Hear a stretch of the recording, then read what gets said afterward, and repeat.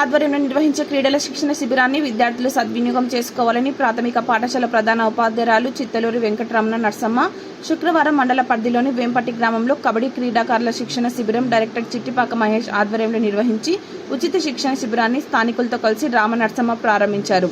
ఈ సందర్భంగా మాట్లాడారు. విజయవంతం చేయాలని, ఎందుకంటే ఎండాకాలం కాబట్టి పిల్లలు అక్కడికి ఆడుకుంటారు. దానికి బదులు మార్నింగ్ ఒక 2 గంటలు, సాయంత్రం ఒక 2 గంటలు రకరకాలైనటువంటి గేమ్స్ పిల్లల యొక్క మానసిక శారీరక అభివృద్ధికి దోహదం చేస్తాయి. కాబట్టి పల్లెలు చాలా మంది రావాలి. ఆల్రెడీ మన ఊరి గ్రూప్లో పెట్టినప్పుడు చాలా మంది పిల్లలు ఎంకరేజ్ చేయాలి. ఎందుకంటే ఆ ఉన్నటువంటి 2 గంటల సమయం పాఠశాలలో మనం పూర్తి బాధ్యత వహిస్తూ మన పిల్లల కోసం, మన గ్రామంలో పిల్లల కోసం కృషి చేయడం చాలా అభినందనీయం. కాబట్టి ఈ యొక్క కార్యక్రమం అందరూ సద్వినియోగం చేసుకోవాలి.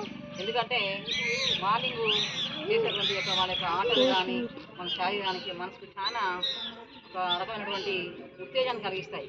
కాబట్టి కబడ్డీ కానీ, యోగా కానీ, ఇంకా రకరకాల ఆటలను సద్వినియోగం చేసుకోవాలి. పిల్లలందరూ పంపించి మనం విజయవంతం చేయాలని కోరుకుంటున్నాను.